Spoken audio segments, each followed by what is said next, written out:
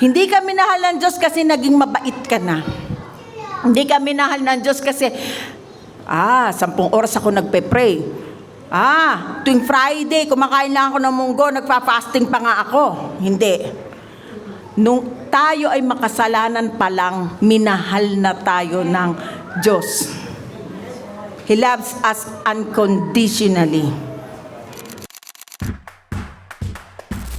Alam niyo, nung nagpapagawa kami ng bahay, nung kausap namin yung engineer or architect, bago itayo yung bahay na yun, nagdo-drawing, may blueprint, planado lahat, ini-sketch na nila, may ganon. Ini-sketch na nila, dito yung living room, dito yung kitchen, dito yung bedroom, anong size, anong gagamiting materyales, even yung mga electrical, nakaayos na. Ayos na, para pagka inumpisahan na yan ng mga karpintero, dire-diretso yan, wala nang patid. Mas lalo na kung ang Diyos ang sabihin na nating architect and engineer. Di ba mas lalong perfect ang Panginoon sa paggawa? Yung mga pagplano sa buhay natin, perfect. Naniniwala ba kayo dyan? We are not accident. No? Sasabihin ng iba, aksidente lang naman ako. Hindi.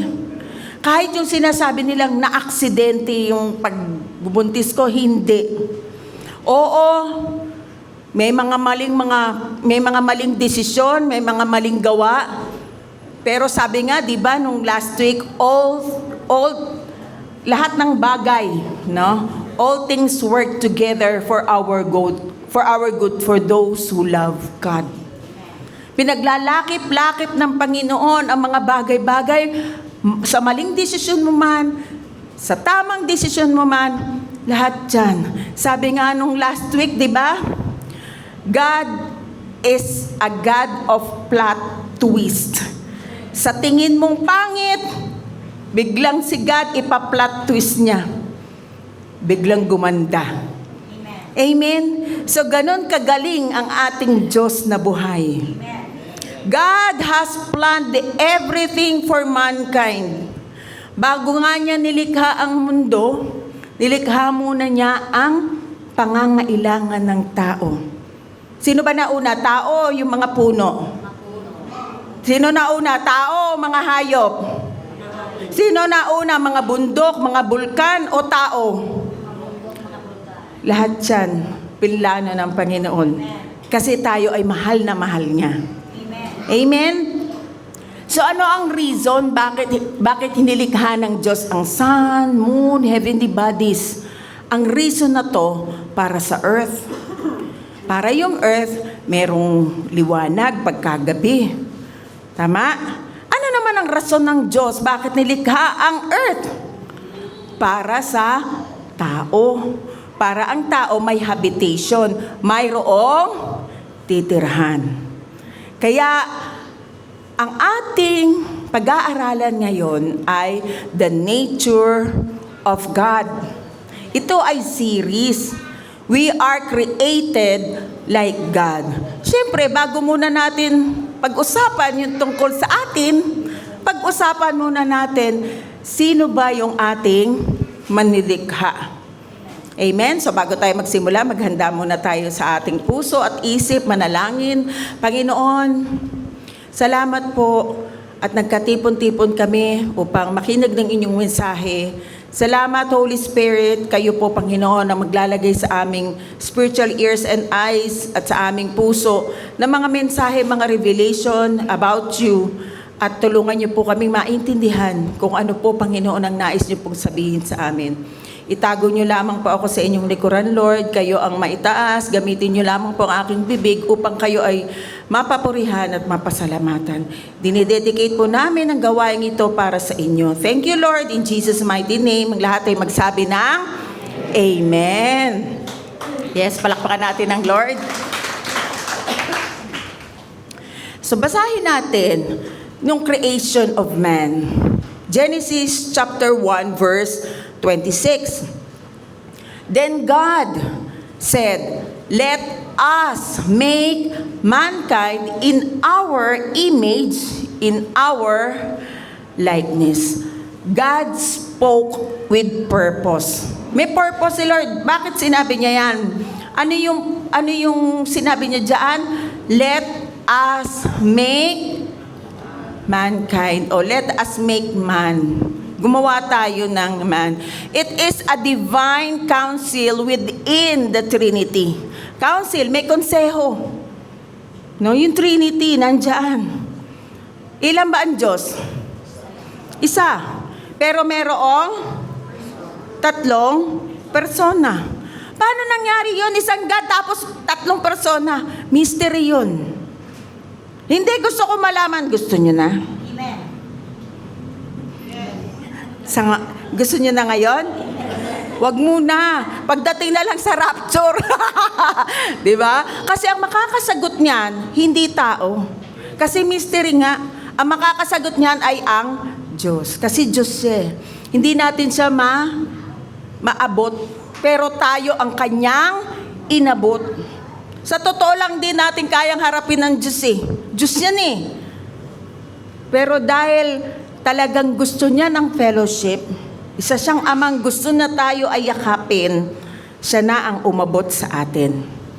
Maliwanag sa scripture na tayo ay nilikha in His own image, in His own likeness. Maliwanag din dyan sa scripture na hindi lang siya nag-iisa. Bakit? Let us. Ano yung us? Plural. Kung sa English grammar, plural yan, us. Sabihin, hindi lang iisa. Tama ba?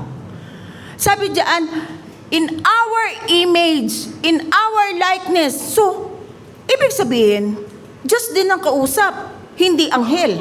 Tama ba? Tama? Ngayon, tinignan natin sa Hebrew. Ano ba ang totoong pinagmula ng God? Kasi kapag ka-translation na English, God, napaka-general. Tama ba? So, ang God, tinignan natin sa Hebrew Elohim. Pag sinabi mong Elohim, plural yan. Marami. Hindi lang siya iisa. Kasi kapag iyan ay singular, kaya natin ginagamit itong, tataka, bakit ba may English grammar dyan sa pagtuturo na yan? Kasi ang salita, nanggagaling sa Bible, galing sa Diyos. So, pati yung mga grammar niyan, kailangan kasama nating pinag-aaralan. Nang sa ganon, hindi tayo maliligaw. Alam niyo po ba kung sinabi dyan, God, tapos nakalagay dyan, Eloah. Yun ang singular form ng God. Pag isang God, Eloah. Pero sa pagkakataong yan, ano ang sinulat? Elohim. 2,500 times yan ginamit sa Hebrew. Na ibig sabihin, hindi nag-iisa ang Diyos na nilikha ang mundo.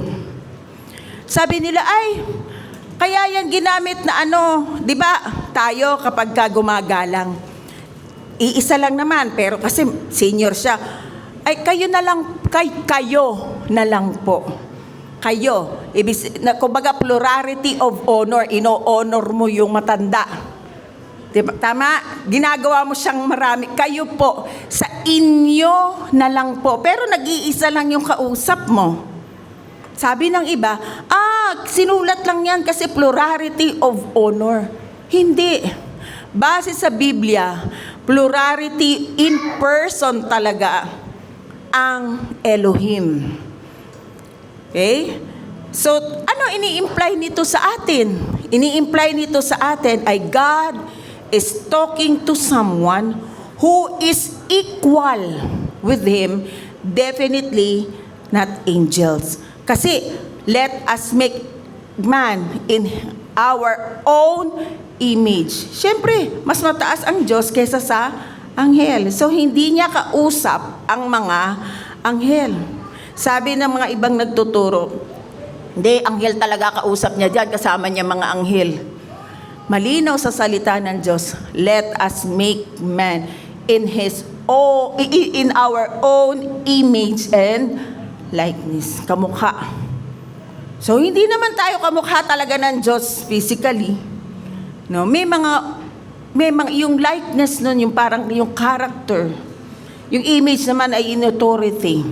Kasi hindi tayo kailanman magiging equal sa Panginoon. Siya pa rin ang Diyos natin. Amen? Baka mamaya, ako ay Diyos. Sambahin niyo ako. Baka naman magganyan-ganyan na kayo. Hindi po. Hindi. Lalo pa natin ito idig.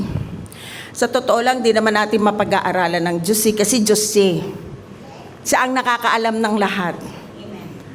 Pero bakit natin nalalaman ang tungkol sa Diyos? Kasi nag-iwan siya ng kanyang salita. So dito tayo babase. Kaya ang sinabi dyan, Elohim. Sino ba yung mga God na yon na kasama ni Lord sa paglikha ng mundo? Number 1, the Father is a creator. So Father, bakit sinabing Father? Alam nyo ba, ang reason ng Lord kung bakit nilikha ang mundo, nilikha ang tao? Kasi gusto niyang magkaroon ng relasyon, hindi religion. Nakikipag-ugnayan ang Diyos sa tao sa pamamagitan ng pakikipag-relasyon na siya ang Ama. Pag sinabi mong Ama, lahat ka sa Kanya, kumbaga, nakakling ka sa Kanya. Kumbaga, dumidepende ka sa Kanya. Na siya lang, lahat biyaya niya. So, ganun yung unang pagkakalikha ng mundo. Hanggang sa si Eva at si Adan nga ay napalayo sa Diyos. Dahil sa maling pagsunod o maling mga desisyon. Amen? So, basahin natin. Genesis chapter 1 verse 1. In the beginning, God created the heavens and the earth. So pag sinabing beginning, sa pasimula, tingin nyo meron tang mundo noon? Wala. Umpisa Mark 13:19. Because those who will be days of distress, unequaled from the beginning, when God created the world. O, so doon tayo sa naka-underline. Pinakikita ko lang sa inyo na may lumikha talaga ng mundo. Sabi ng iba, sabi ng mga atheists, wala talagang Diyos. Ano yun? Saan tayo galing? Basta lalang pumutok? Ha? Sa unggoy daw, sabi ng iba, galing daw sa unggoy. Papayag kayo? Galing kayo sa unggoy? Hindi, di ba? Hindi tayo galing sa unggoy. Talagang dinisenyo tayo ng maganda ng Panginoon. Amen. Kung ano ka ngayon, dinisenyo ka ng Lord perfectly. Alam nyo, mata lang ng tao ang masama Pero sa Diyos, pag humarap ka, precious ka sa Kanya. Amen? So talagang, kumbaga ito, nalikha, biglang lumikha lang ba to? Di ba may naglimbag? May nagproduce nito? May naglikha? Gayon din sa mundo, gayon din sa tao. So, sino ang unang creator na nasabi doon sa Genesis 1:1? God, as Father. Next, the Son, who is Jesus Christ, is also a creator. John 1:3, through Him, all things were made. Without Him, kung wala yan, si Jesus Christ, nothing was made that has been made. Walang malilikha kung wala si Jesus Christ. Kuha? Next, another verse, Colossians chapter 1 verse 16. For in Him, all things were created. Bakit nalikha? Paanong nalikha ang mundo? Through Jesus Christ. Diba? Sabi diyan, for in Him all things were created, things in heaven and on earth, visible and invisible. Oh, ano ba invisible? Yung hangin, diba? Yung hangin, invisible yan, nilikha ng Panginoon yan. Whether thrones or powers or rulers or authorities, all things have been created through Him. Sino yung Him? Si Christ. So, God the Father is a creator. Jesus Christ is also a creator. Another creator, the Holy Spirit. Genesis chapter 1 verse 2. Now the earth was formless. Wala. Formless. Wala. Sabihin, wala. Wala talaga. As in, mag-start ka talaga sa zero. Nakalagay dyan, empty, darkness was over the surface of the deep, and the Spirit of God, the Holy Spirit, was hovering over the water. Spirit siya. Pero nandun na rin siya sa pasimula pa lang ng mundo. Job 26 verse 13. By His Spirit, He adorned the heavens. His hand pierced the fleeing serpent. So sino-sino yon? God the Father, God the Son, and God the Holy Spirit. They are three in one. One God with three persons. Paano yan? It's a mystery. We cannot answer this unless makarating ka na kay God. Gusto niya na? Huwag muna. Sa rapture na lang. We are created in the image and likeness of God, but we are not God, nor equal to Him. Walang itinuturo sa Bible na ang tao ay kapantay ng Diyos. Amen? Sa totoo lang, ito yung tinukso kay Eva at kay Adan ng mga serpent eh. Magiging kamukha mo ang Diyos kapag kinain mo itong prutas na ito. Kaya na-deceive doon si Eva at si Adan. No? Magiging para akong Diyos. Ganun din naman ang nangyari kay kay Lucifer eh. Gusto niyang maging parang Diyos. Kaya siya ay naging Satanas. Paano siya naging Satanas? Binigay ng tao. Sino ba dapat ang nagro-role dito sa mundo? Tao. Binigay ang authority ng mundo sa tao. Ang problema, yung tao, ibinigay yung authority na yan kay Lucifer. Kaya naging Satanas siya. Nakuha pa? Kaya siya naging Satanas. Ngayon, nabawi yan, lahat na yan, dahil sa tinapos na gawa ni Jesus sa krus. Amen? Salamat, nabawi na. At kaya tayo nandito, kailangan nating malaman na tayo ay iniligtas na ng Panginoon. Na tayo ay mayroon ng authority sa mundong ito. Na hindi na tayo kayang saktan ni Satanas. Na kaya na natin na ma-overcome lahat ng challenges kasi ibinalik na sa atin yung authority na yun. Dahil kay Jesus Christ. Lahat sinakripisyo ng Panginoon. Na siya ay Diyos na nandoon sa comfort ng langit. Pero bumaba siya dito sa lupa, sa tiyan pa lang. Ang hirap nun, di ba? Yung meron kang ability na hindi mo naman magamit kasi nakasiksik ka na, tao ko, hindi ko na dapat ito gagawin. Mahirap yun. Sa tiyan pa lang, naghihirap na si Jesucristo. Para kanino? Para sa iyo at sa akin. Ganon tayo kamahal ng Panginoon. So balik tayo. Balik tayo. Kailangan naman kahit papaano malaman naman natin yung nature and attributes of God. Bibigyan ko lang kayo ng ilan. Marami ito. Pero bibigyan ko kayo yung ilan-ilan lang. Divine attributes of God. Number 1, o letter A. Omnipotent means all powerful. It comes from 2 Latin roots. O root word niya. Omni, ibig sabihin all. And potence, ibig sabihin powerful. Kaya omnipotent, all powerful. Ang kapangyarihan ng Diyos ay walang hanggan. Kasi sobrang siya na talaga yung pinaka powerful. Kaya niyang gawin ang lahat. Kung kaya ng Diyos pala gawin ang lahat, ba't ka natatakot kung naniniwala ka sa Kanya? Kung kaya palang gawin ang lahat ng Panginoon, bakit ka nagda-doubt sa Kanyang kapangyarihan? May hiniling ka ba sa Kanya? Lord, pagalingin mo ako. Bakit kaya hindi mo ako pinapagaling? Hanggang ngayon, sakit pa rin ako. Nagda-doubt ka? Kung naniniwala ka Sa sinabi diyan na God is all-powerful, omnipotent. Dapat wala na tayong takot. Kasi makapangyarihan nga siya eh.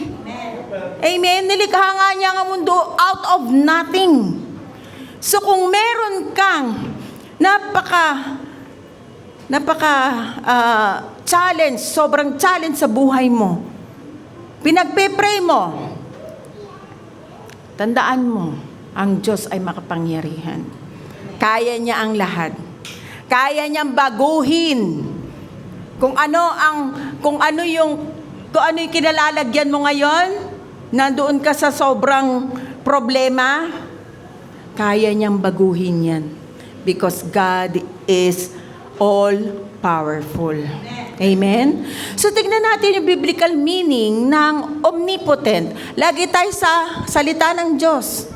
He can create from nothing. Sabi sa Jeremiah chapter 32 verse 17, Lord God, it is you who have made the heavens and the earth.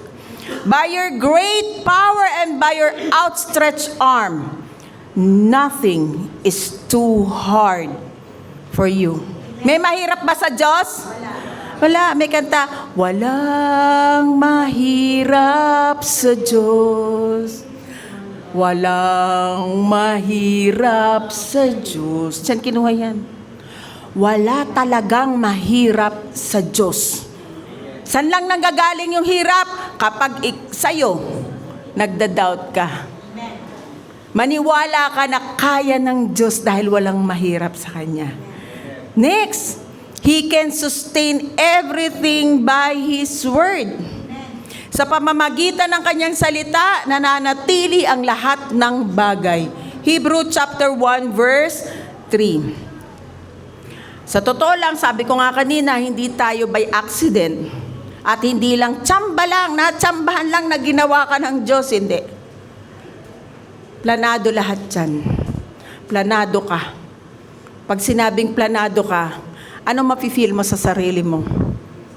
Di ba valued? Precious? Precious ka. Hindi tsamba lang. Amen? So parang ganito, pag wala ang salita ng Diyos, magulo. Chaos.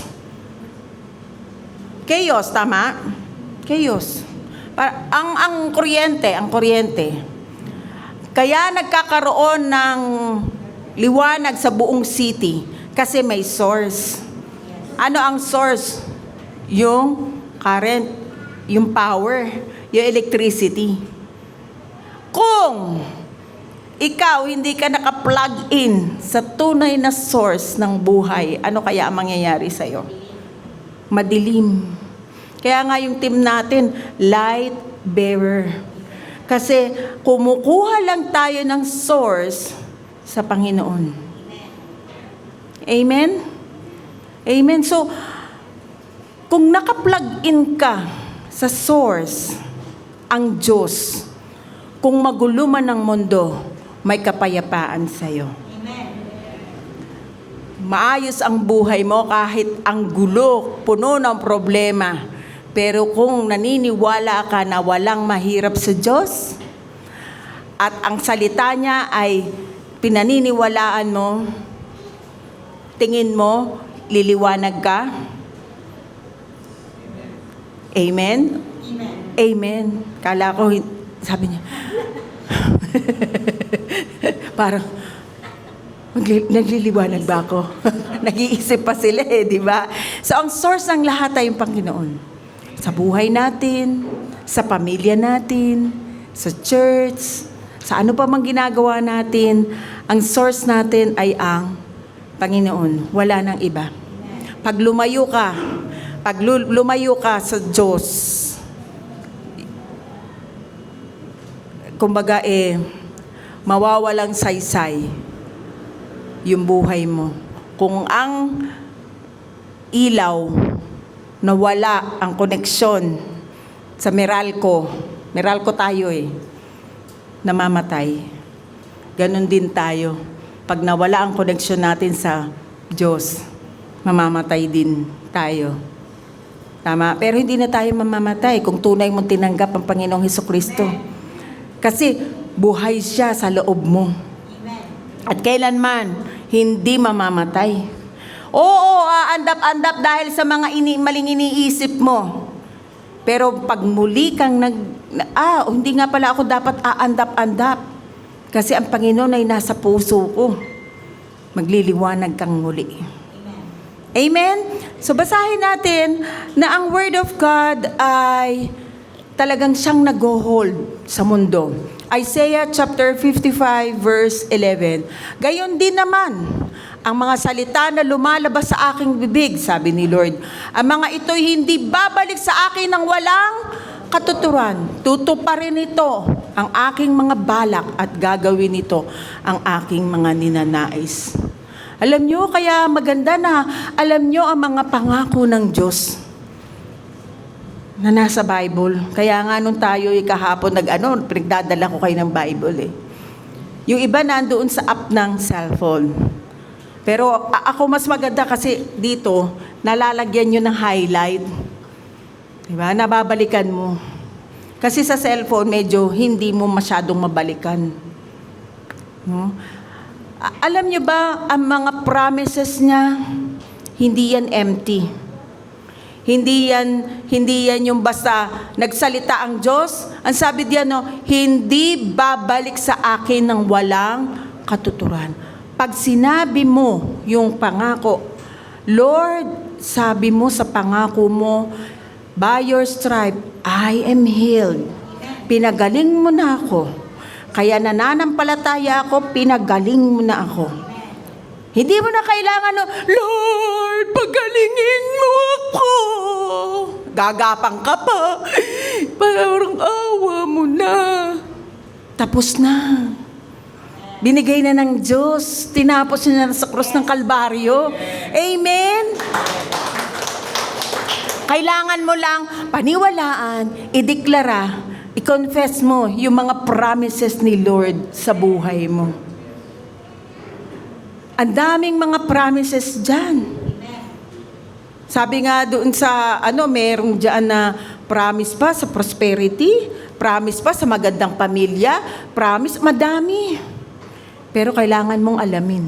Hindi mo malalaman hanggat hindi ka nagbubukas ng Bible. Amen ba?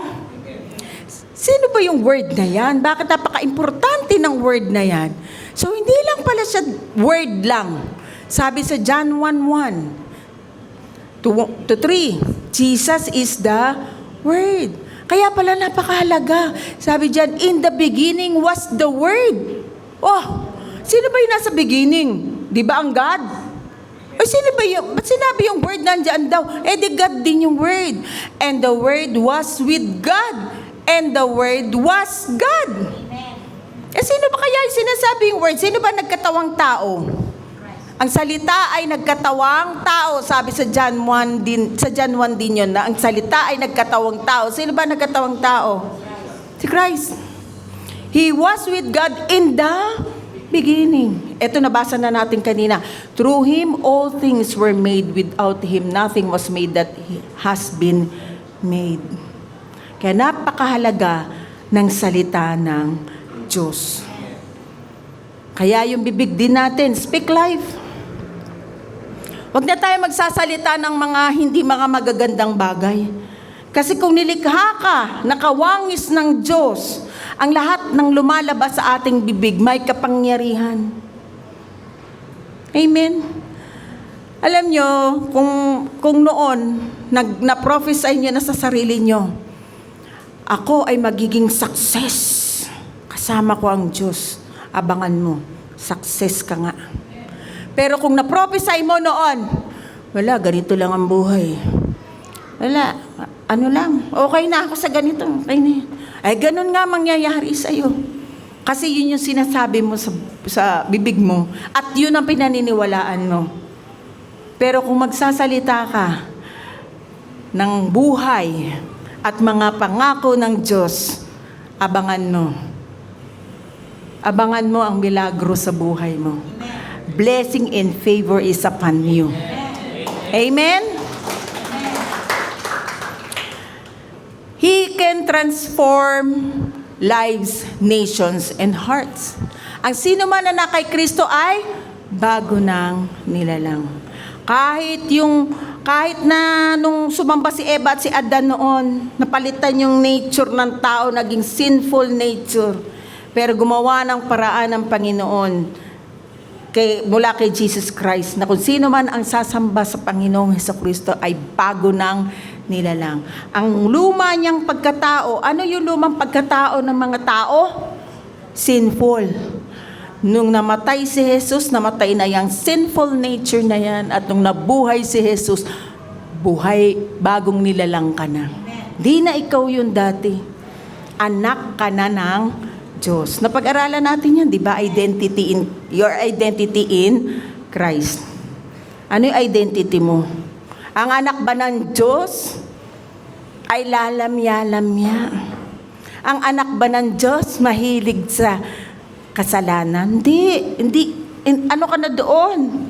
Ay, hindi na, ayoko na. Allergic na ako sa kasalanan. Bakit? Hindi na ikaw yun eh. Kaya aalis ka na talaga doon. Oo, paminsan-minsan may mga latak, pumipitik, pero tinatapon yung latak na yan. Kasi hindi mabuti sa katawan mo ang latak. Ano ibig sabihin ng latak? Yung latak ng mundo? Hindi na tayo basura, hindi na tayo doon nakikiayon sa mundo. Kasi bago na tayong nilalang. Kung ano uso sa mundo, wag na tayo makiuso. Hindi na. Pero tandaan mo, kahit anong mangyari, kahit paminsan-minsan nakikisaya ka, mahal ka pa rin ng Diyos. Yun nga lang, maiisip mo na lang, ay hindi na nga pala ako yun. Okay lang yun, pero love ka pa rin ni God. Hindi matatanggal yun. Amen?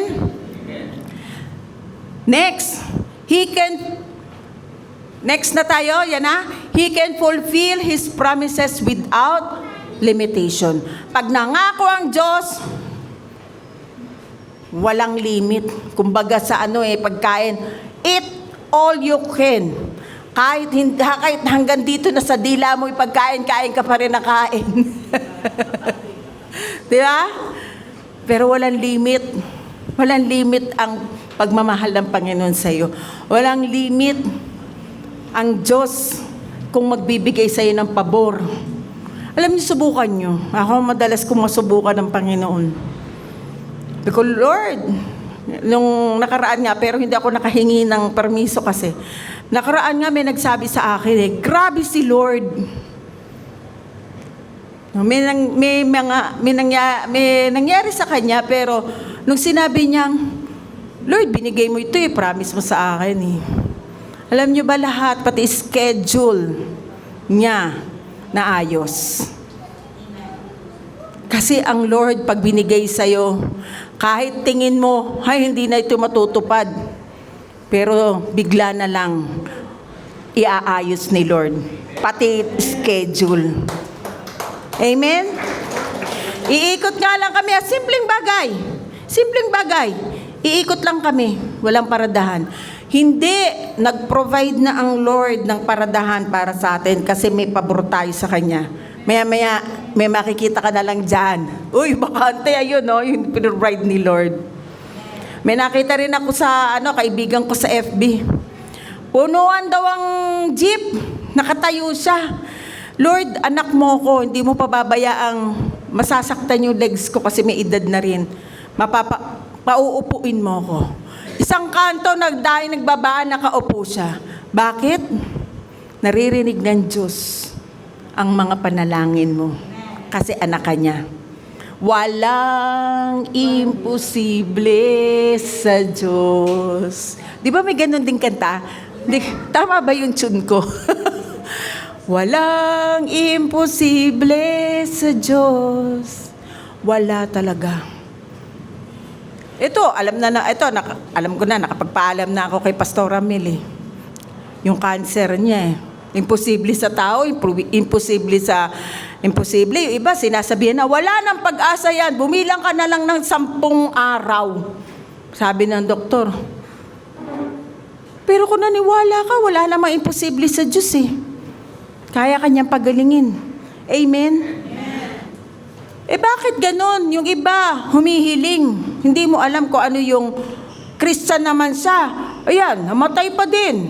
Hindi mo alam kung ano pinag-uusapan ng Kristiyano na nakahiga habang may dextrose siya at ang Diyos. Sa'yo, hindi sabi na Lord, pinag-pray ko paano yung pinag-pray niya? Tama? So, hindi mo alam kung ano yung sinasabi na nakahiga at ang Diyos. Malay mo, gusto na rin niyang umuwi. Kasi, meron sa akin nagtanong yan bakit ganun, Pastora? Sabi mo, lahat ng prayer, pinakikinggan ng Panginoon. Oo. Ba't namatay asawa ko? Pinag-pray naman namin yun, tsaka gusto niya humaba ang buhay. Nakausap mo ba siya nung siya ay yung comatose? Hindi.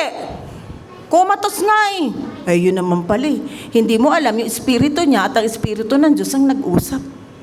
So, hindi mo alam yun. Malay mo, gusto na niya. Sa panahon na yun, nakita niya ganda ng langit. Wow!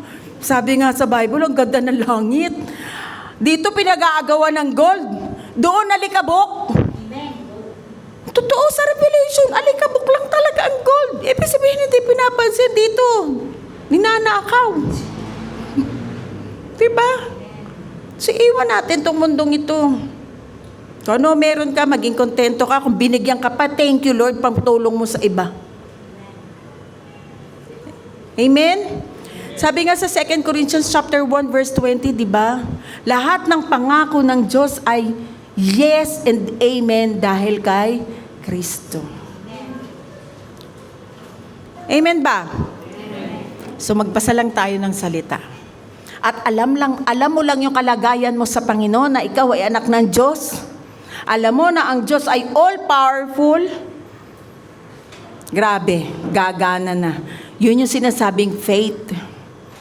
Yun yung sinasabing pananampalataya.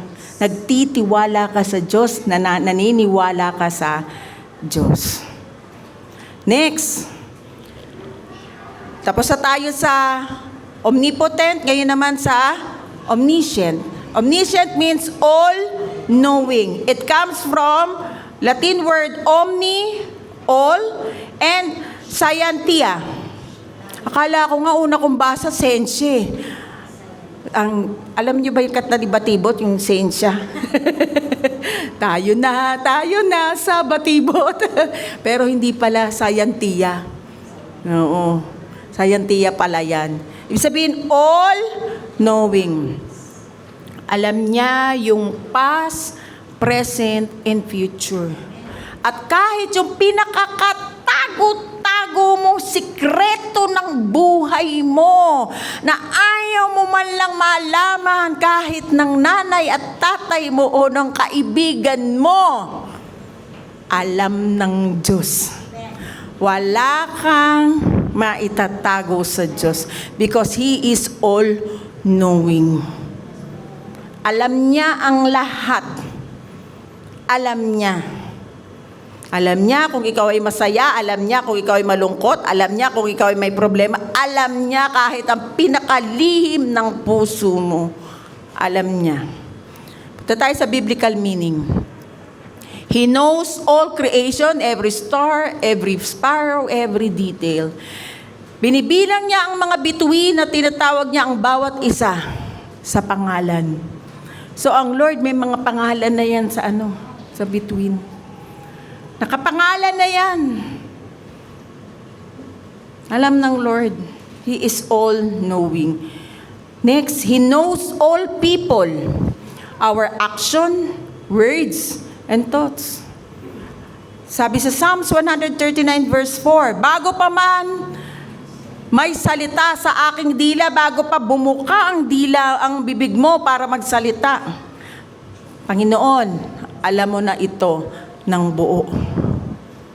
Tingin mo ba hindi alam ng Diyos kung ano yung future mo? Alam niya. Alam niya nga kung ano yung iniisip mo ngayon Kung ano yung tinitignan mo kay Pastora Alam niya yun. Ha? Tinitignan niya, yung taba pala ni Pastora. Papatawa lang po ako. Di ba? Walang lihim sa Lord. Alam niya ang lahat. Pero alam nyo, kung ano pinakamaganda sa biyaya ng Panginoon?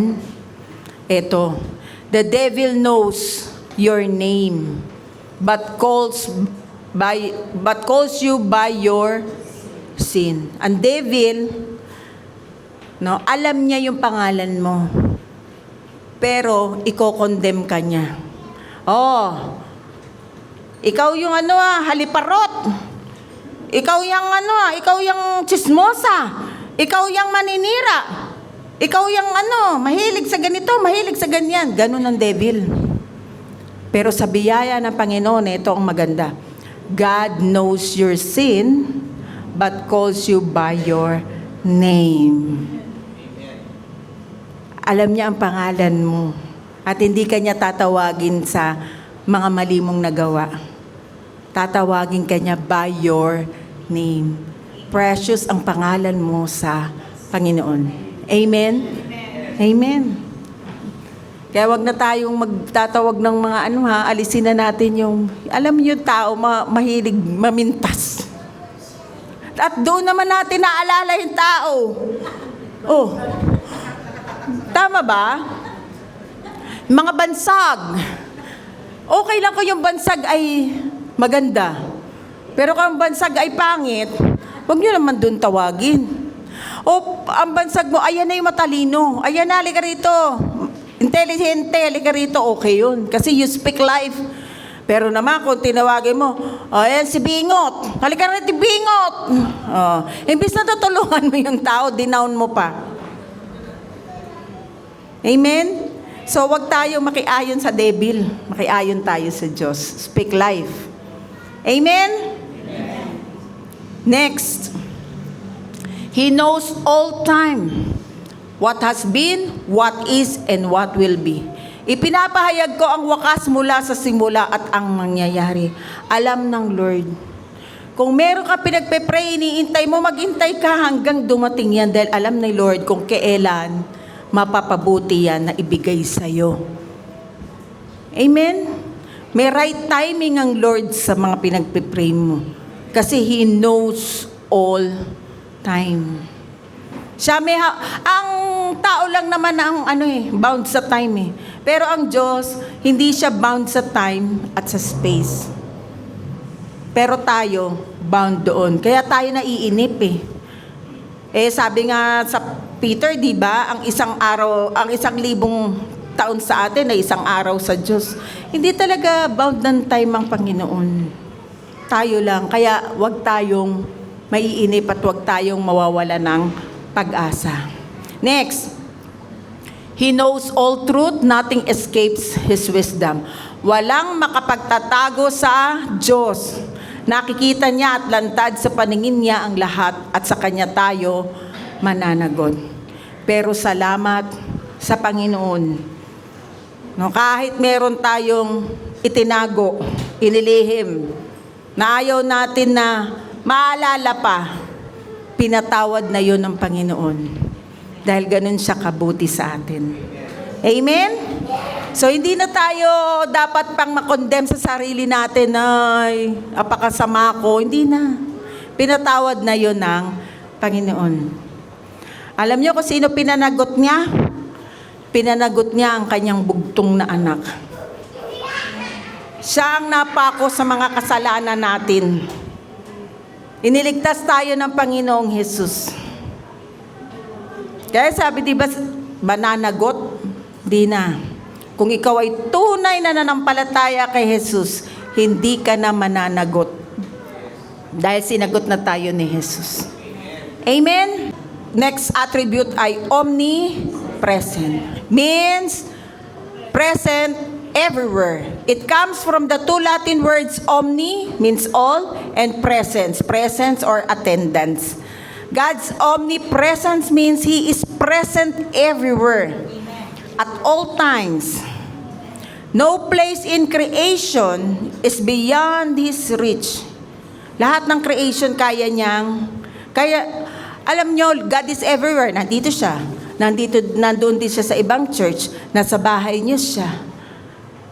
Nandoon siya sa bundok. Kahit saan ka pumaling, nandoon ang Diyos. He is present anywhere and everywhere. So hindi tayo makakatakas sa kanyang presensya. Lalo na, sinabi na nga, nasa atin na ang Holy Spirit. He is inside us.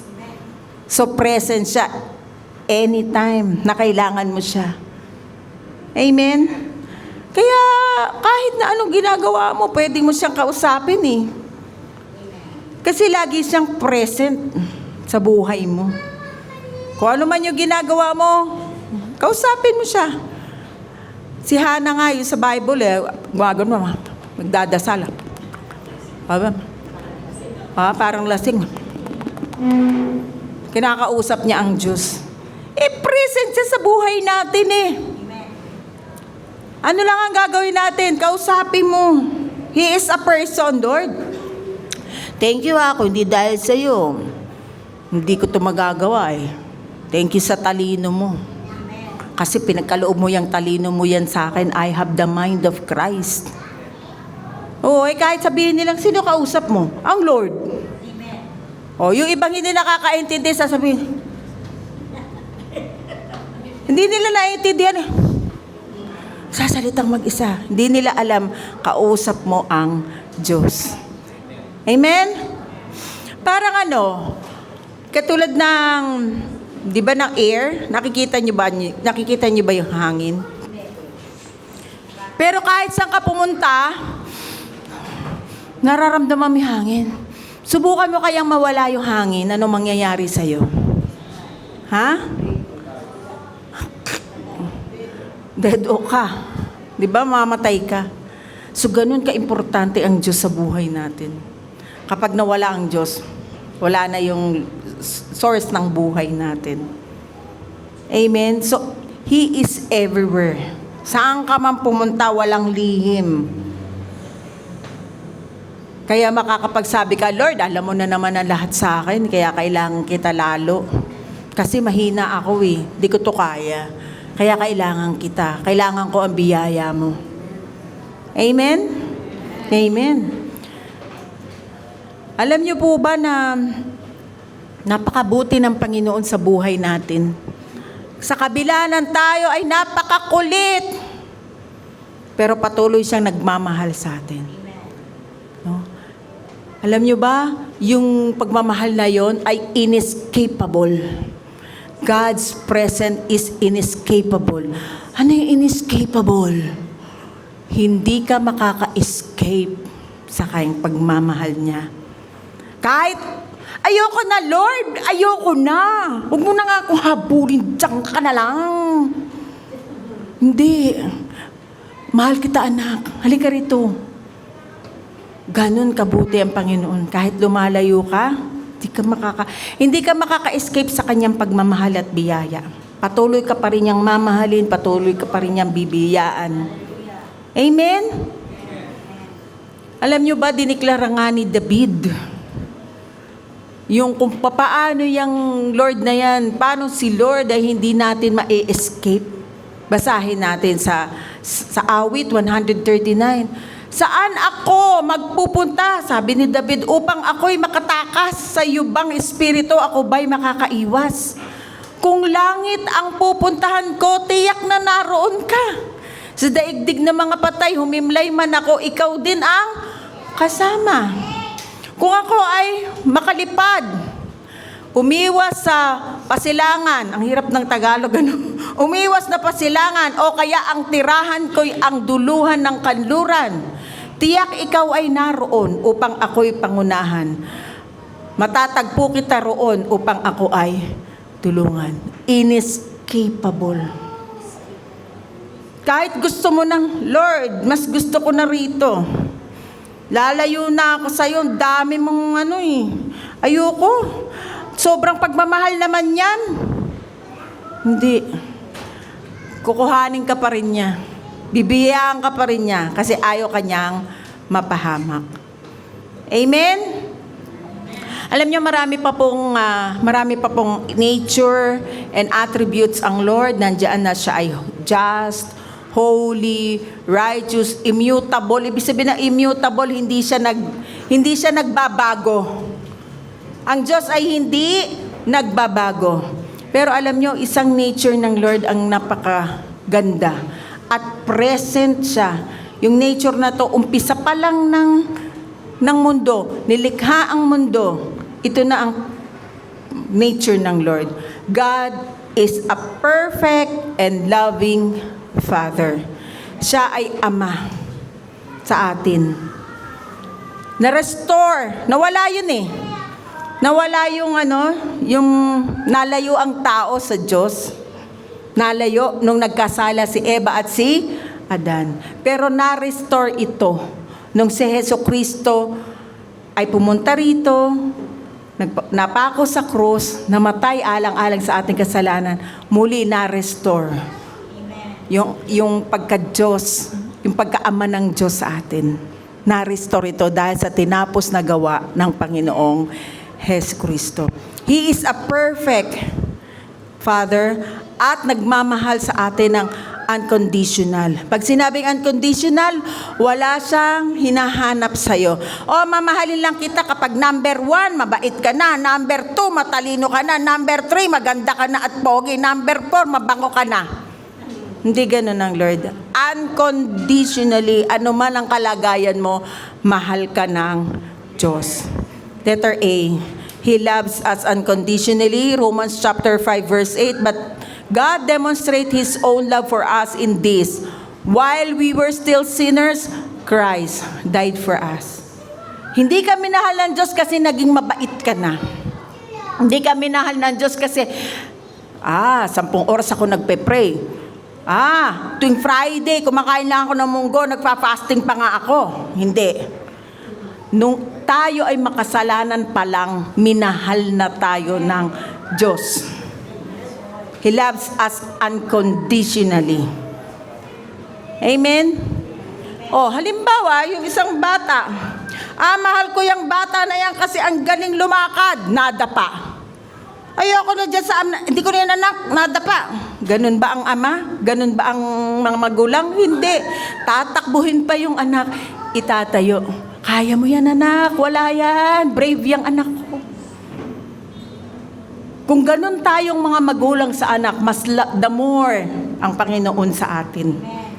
Chini-cheer niya tayo, kaya mo yan. Basta lahat ng meron ka, galing kay God. Mag-rely lang tayo sa kanyang biyaya. Amen? Wala tayo Wala tayo kung wala ang Diyos. Letter B, He provides and protects. Matthew chapter 7 verse 11, if you then, though you are evil, tignan mo, kahit yung mga masasama daw tao, know how to give good gifts to your children, how much more will your Father in heaven give good gifts to those who ask Him? Sabi diyan ko, ikaw nga masama nagbibigay ka ng mga mabubuting bagay sa anak mo, di lalo na ako. Diyos na mapagmahal sa'yo. Hindi ko ba kayang ibigay sa'yo ang hinihiling mo? May mga hinihiling ka ba kay Lord? May mga promises ka bang nire-receive, kiniklaim na sa Kanya? Meron? Kaya ng Lord. Kasi mapagmahal na Diyos ang ating Ama sa langit. Amen? See, He disciplines with love. Hebrews chapter 12 verse 6. The Lord disciplines the one He loves, and He chastens everyone He accepts as His son. Alam nyo, parang yan yung mga gardener. Ano ba yung tawag dati nung COVID? Yung plantitos. Para mga plantitos yan Diba, bakit sila nagtitrim ng halaman? Hindi niya pinapatay yung halaman. Para lalong mag-grow yung halaman. Sa atin, sometimes may mga bagay na ayaw mong mawala sa'yo, pero nawala. Yung pala, pinag-grow ka lang ng Panginoon. Ito, tandaan nyo Ang Diyos, hindi ka dinidisiplina para binigyan ka ng sakit, para disiplinahin ka. Hindi po. Hindi. Huwag niyong tanggapin yun. Kasi si Jesucristo, lahat ng lumapit sa Kanya na may sakit, pinagaling nga niya. Kung ang Diyos pala magdidisiplina sa pamamagitan ng sakit, binigay ng Diyos sa akin ito para lumapit ako sa Kanya. Ba't gusto mo pa magkasakit? Di lumapit ka na sa Kanya na malusog ka. Amen? Tama ba? Di logic. Diba? Lumapit ka na sa Kanya nang wala kang sakit. Kaya hindi magbibigay ng sakit ang Diyos para disiplinahin ka. Paano magdidisiplina ang Diyos sa pamamagitan ng Kanyang salita? At ang banal na Espiritu na sa'yo nangungusap. Sasabihin sa'yo, righteous ka na sa harap ng Diyos, hindi na bagay sa'yo magkasala. Pero para na-aksidente yan, naputulan ng paa kasi nga, ayaw niya mag-church, ayaw niyang ganito, ayaw niya. Hindi magbibigay na aksidente ang Panginoon para ikaw i-disiplinahin. Tandaan nyo yan. Kasi mapagmahal ang Diyos. Amen? Huwag niyong i-accept yan. Lahat ng mga bagay na yan, hindi sa Diyos galing. Sabi sa John 10:10, kanino galing yon? Sino ang magnanakaw? Devil. Kasi ang Diyos ang nagbibigay ng buhay. Life abundantly. Lagi na lang napagbibintangan si Lord. Grabe, no? Mapagmahal si Lord. Lahat ng mga mabubuting bagay galing sa Diyos. Amen? So, paano tayo didisiplinahin ng Lord? Sa sakit? Sa aksidente? Sa mga nangyayaring mga masasama sa buhay mo? No. Dinidisiplina tayo through His Word and through the Holy Spirit. Now, ang dami ko na sinabi. Tama na yan, Pastora. Dami na.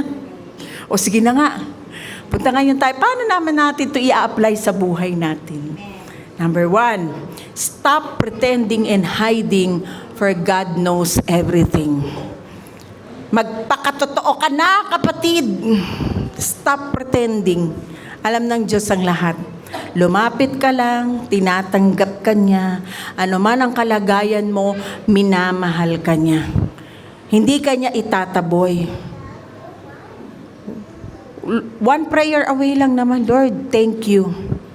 Salamat, tinanggap mo ko kahit makulit ako. Thank you, tinanggap mo ako, Lord, kahit mali-mali ako ng mga desisyon sa buhay ko. Thank you, Lord, minahal mo ako. So stop pretending. At wag mo na itago. Yung last week nga, di ba? Your mess will turn into message. Ganda nun. Yung mess mo, magiging message para sa iba. Magiging testimony mo. Dati akong ganito Binago na ako ng Diyos. Amen? Next, number 2. Be encouraged and make wise choices, for God is always with you in joy and in pain. Alam niyo sa Deuteronomy 30, verse 19, sabi doon, we can make choices. Pwede tayong mamili kung life and death ang gusto mo. Blessing and cursing. Deuteronomy 30 verse 19. Hindi ko lang naisingit Kaya ulitin ko ulit. Deuteronomy 30 verse 19. Baka gusto nyong tignan yan pag uwi. Pero alam nyo, sinabi doon, choose life. Pwede kang mamili. Ang buhay puno ng choices. Pero sinasuggest ng salita ng Diyos, choose life. At kapag pinili mo ang buhay, pati ang mga salinlahi mo, makakatikim ng buhay na binigay ng Panginoon.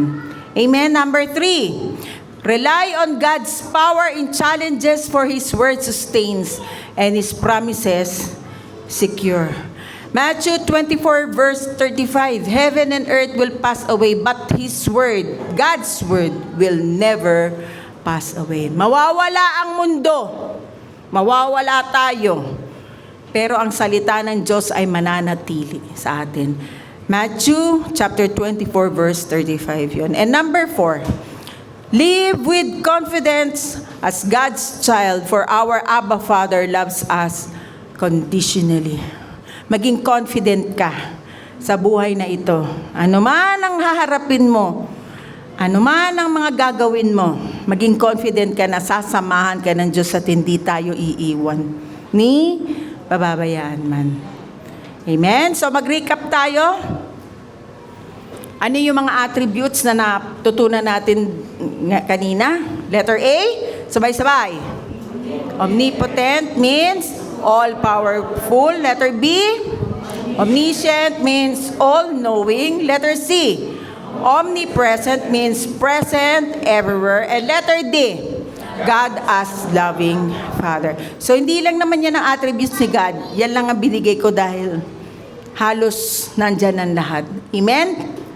So, ang beloved walk, kung paano tayo lalakad na naniniwala sa Diyos. Number 1, stop pretending, sabay-sabay po, stop pretending and hiding for God knows everything. Number 2, be encouraged and make wise choices for God is always with you in joy and in pain. Number 3, rely on God's power in challenges, for His word sustains and His promises secure. And number 4, live with confidence as God's child, for our Abba Father loves us unconditionally. At iiwan ko sa inyo yung beloved thought. With God's nature, sabay-sabay tayo, with God's nature, I am loved, confident, and secure. Mahal ka ba ng Diyos? Meron ka ng kumpiyansa sa sarili mo? Secured ka na. Kasi kasama mo ang Diyos. Amen? So, kung ngayon lang kapatid na narinig ang ganitong mga mensahe at nais mong tumawag sa Diyos, halika at samahan ako sa pagpipray. Sumunod ka sa maikling panalangin nito, yumuko at pumikit. At sumunod sa panalangin ito. At sa mga tumanggap na sa Panginoon, alang-alang doon sa mga hindi pa tumatanggap, samahan natin sila sa pagdarasal. Salamat, Panginoon, sa kabila ng aking kakulitan, ay patuloy mo akong minamahal. Sa totoo lang, hindi ko po kayang iligtas ang sarili ko. Kaya nangangailangan po ako ng tagapagligtas. Salamat, Panginoong Hesukristo. You died on the cross for me. Dahil dyan sa kamatayan mo at muling pagkabuhay, ako rin ay nabuhay. Tinatanggap kita bilang Panginoon na aking tagapagligtas.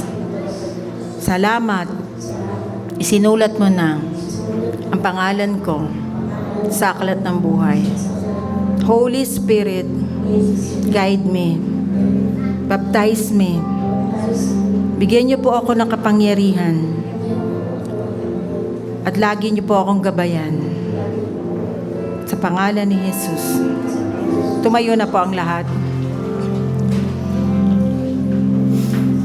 Hallelujah. Salamat, Panginoon, na napakabuti niyong Diyos. Diyos na hindi nagbabago. Diyos na mawain. Diyos na matulungin. Diyos na makapangyarihan sa lahat. Salamat, Panginoon, na kahit bagamat kami mahina, sa inyo kami kumukuha ng kalakasan. Bagamat kami, Panginoon, sometimes may doubt, hindi niyo po kami tinataboy, kundi Panginoon, inescapable love. Patuloy niyo po kaming hinahabol at tinutugis ng unconditional love ninyo.